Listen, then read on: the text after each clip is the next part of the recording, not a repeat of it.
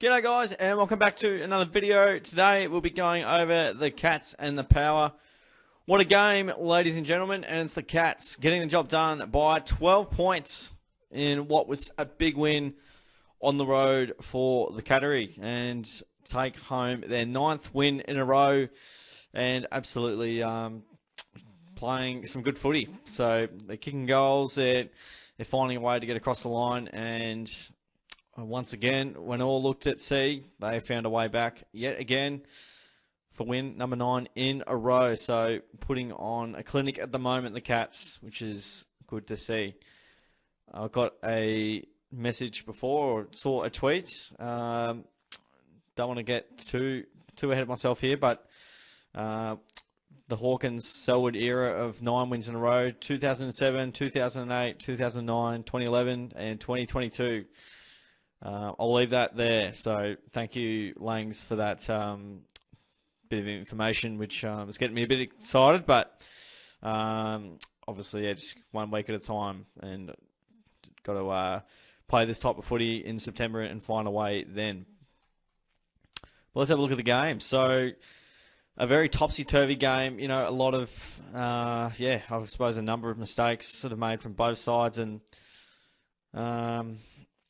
yeah, I mean, Port definitely had the game on their terms for fair portions of the match. They probably had a couple of quarters where they were sort of on top and playing on their terms. But what I loved about it, you know, our response multiple times, we were sort of, Port fired their best shots a couple of times, and then a couple of times we also found a way and responded when you just weren't too sure. I mean, you know, we don't give up. And, you know, our final terms have been quite prolific against the opposition. So, yeah, to such a gritty win over there when the crowd was pumping, you know, for Port Adelaide is sort of tricky at times, and seeing where we'd sort of, mount a response, but we ultimately found a way. And I suppose, yeah, looking at the game, you know, Port Adelaide definitely, I think they kicked the first 2 from memory. They were looking very menacing early on. And, I mean, this game was largely, out of the centre circle was where a lot of the damage was done, and especially in that third set where Port kicked 8 goals, which was unbelievable. And we saw the Pies kick 9 goals in that third quarter, you know, very early in the season. And, yeah, when teams kick 8 or 9 in a quarter, it's generally, you don't really lose. But to our credit, we were able to stem the flow in that final term after they had a severe run on and looking super dangerous. But, yeah, to Port's credit, you know, their ball movement's really good. I knew going into the game it was going to be Port Adelaide season's on the line. It's going to be a super tough contest. Their defence and their pressure is obviously really good. And, you know, when they've got some real bulls around the ball.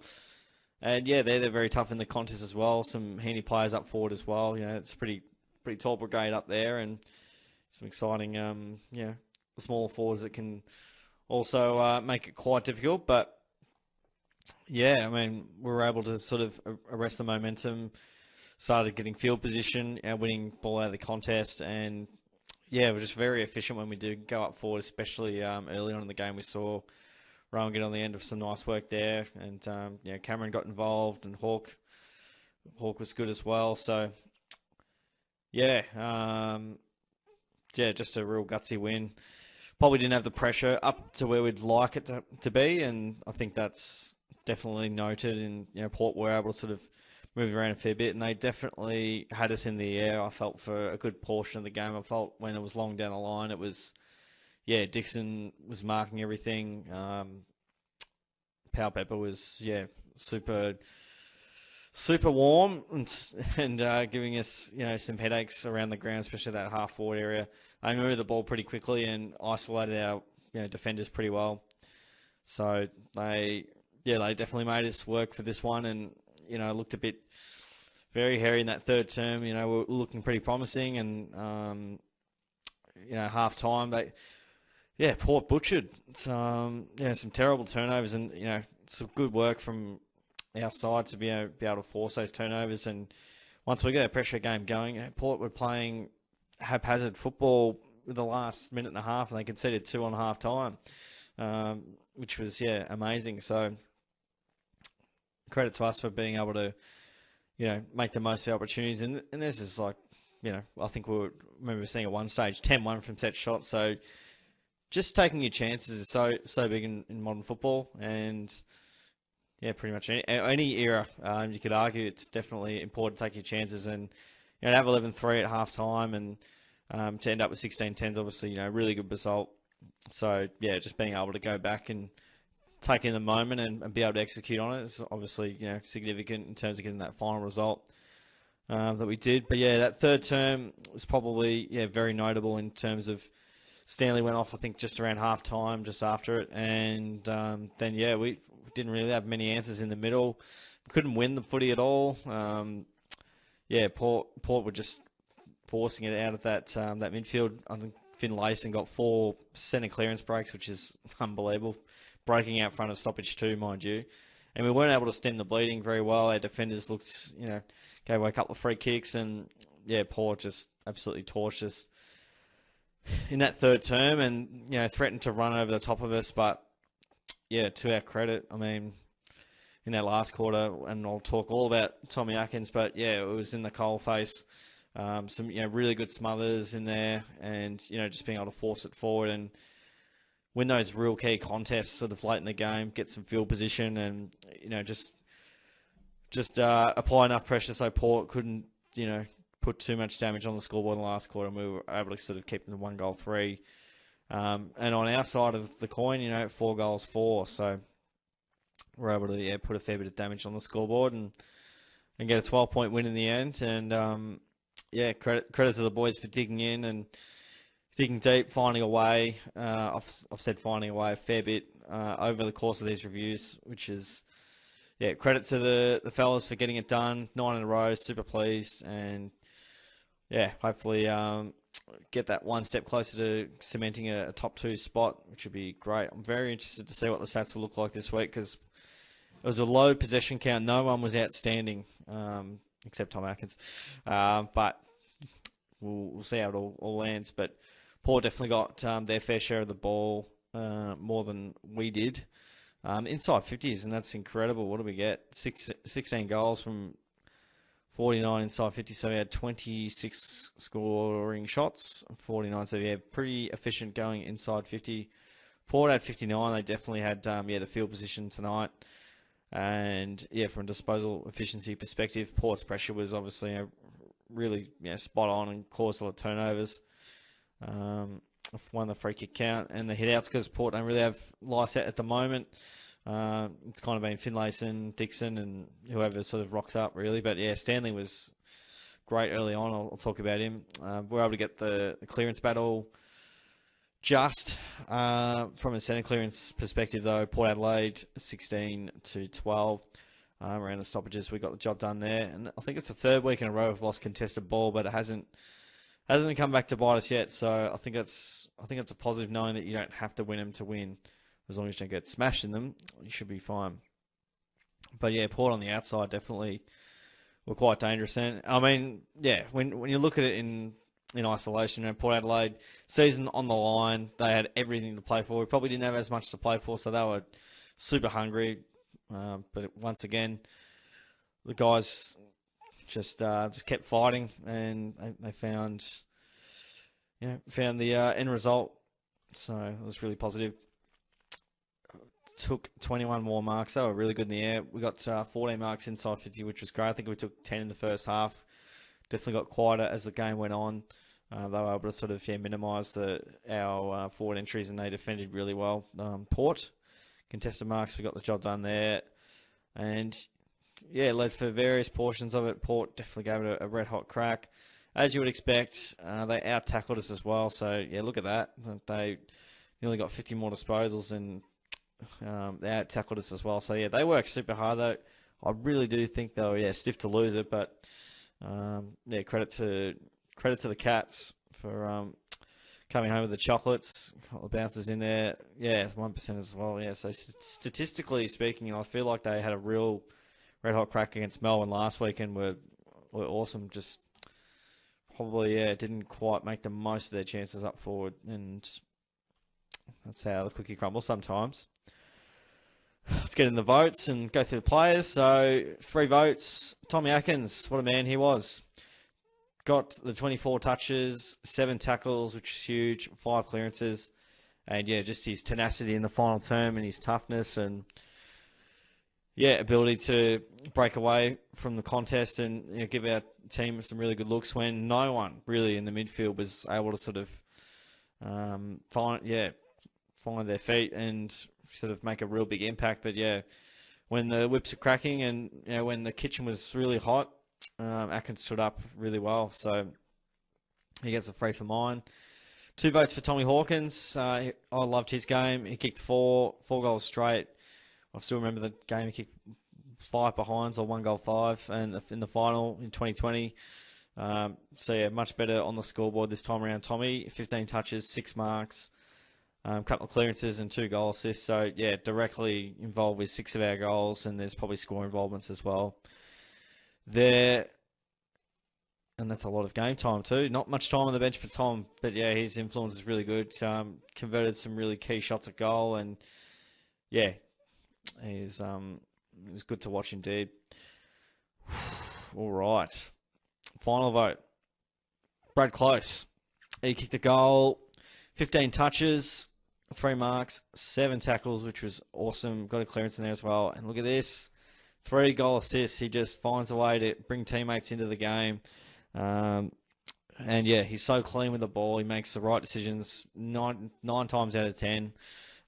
Rarely makes mistakes, and yeah, he's just super clean. So yeah, love the way Close plays, and such an invaluable member to our team, and keep up the amazing work. So Brad gets a vote there. Next up, so we'll go through the rest of the players. Tui had a fair bit of the ball, 27, a couple of marks in there as well, and a lot of meters gained. Goal assist in there as well. I felt like he was under pressure a lot of the night, but he definitely got a lot of the ball when not many teammates did rack up the ball. Myers kicked a goal, 20. Is that no goal assists? It's such a mixed game. His first half was, he's looking good. Second half was absolutely woeful. He made some terrible mistakes in there that led to turnovers, and yeah, I don't know. Not sure on Myers. I'm very, he's good's good, but when the pressure's really on, he just fails to execute. So I don't know if you want that in a final series, but anyway. O'Connor played a decent role. He got 15. I reckon every player on the ground got 15, by the way. O'Connor was pretty solid. Took 7 marks, so did a job nicely. Guthrie got 24. 11 kicks in there and 3 clearances. Not at his absolute dynamic best. Did some really good things in that last quarter. Great. I think he got some smothers in there as well. Great tackle on Aaliyah, which was beautiful.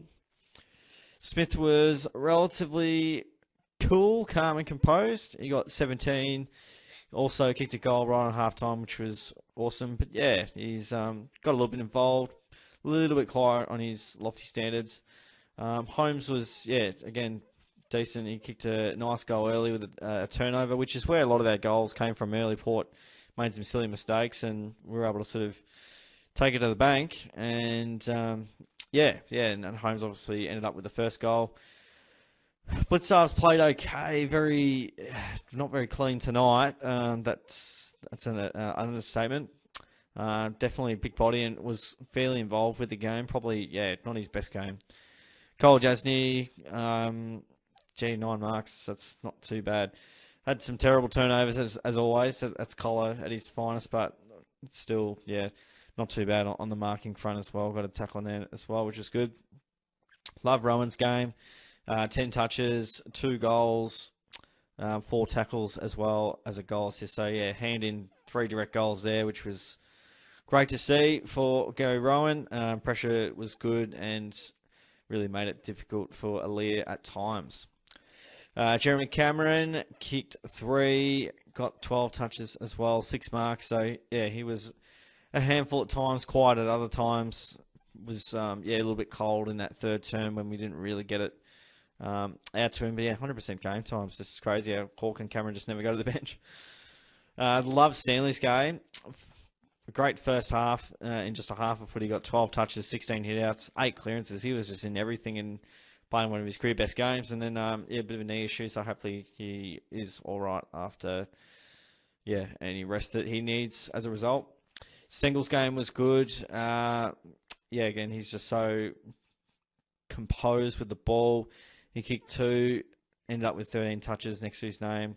A few marks in there, a few tackles, goal assist. He's just so clutch in those big moments. He finds a way, doesn't he?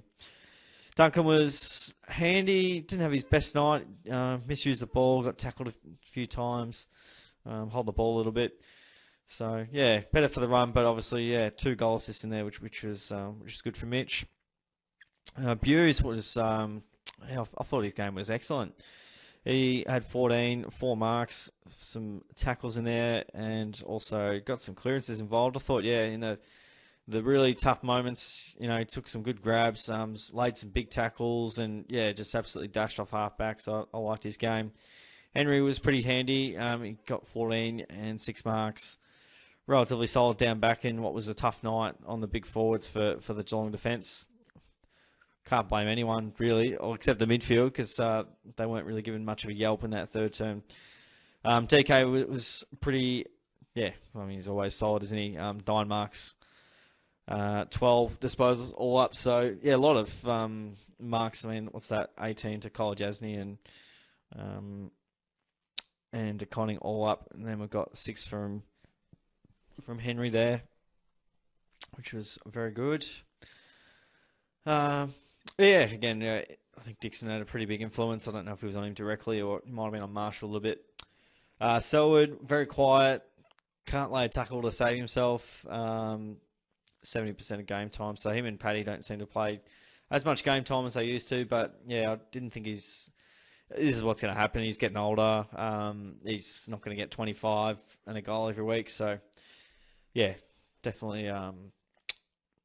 subpar, but good not to have Selwood and Dangerfield play the best game of their careers for us to get over the line, which is good. Paddy was very quiet, played forward at times when not much was happening. He kicked a goal early playing midfield, but ended up with 11 and largely wasn't an influence at all. Neil had a red hot crack. Got 6 touches in there, 11 hitouts, couple of clearances as well, so he definitely had a red hot go from 30% game time. Zach Guthrie was pretty quiet. He might have kept one of their forwards pretty quiet overall, but 3 kicks for Guthrie. Very stiff not to be paid. Another mark that was not paid, but anyway, that's the way the cookie crumbles sometimes. So that's a look at that one. Good win by the Cats. Who do we got next week? I feel like we've got the Dogs next week. I have to go here because that arrow doesn't work and it still boils my blood to this day. We've got the Dogs, GMHBA Stadium, Saturday night football, so I'll obviously get along to that one. And, it should be a massive game. Hopefully the Cats can find a way, and hopefully it's not after the siren either. But, huge game. I feel like, we'll get the job done, being it's at home. Decent record against the Dogs overall, and I expect to win, but I also expect us to lose at some stage before season's end. But we'll see how that all pans out. So going to be a tough clash against the Dogs, no doubt, and we can sort of go from there. But, guys, it was Geelong getting the job done. 12 points in what was a very seesawing affair and could have gone either way. Power played a great game, and Geelong, with their efficiency and willingness, determination, ultimately found them across the line. So, a great effort by the boys and a great win on the road once again. So, that's it from me, guys. Review of the Cats, round 19, 12-point winners. So happy Cats fans right then and there. So that's it from me, guys. Hope you enjoyed the review and appreciate you guys tuning in each week for the review. Don't forget to click that subscribe button, like the video, all that good stuff. Appreciate you guys joining in, and I'll catch you on the next video.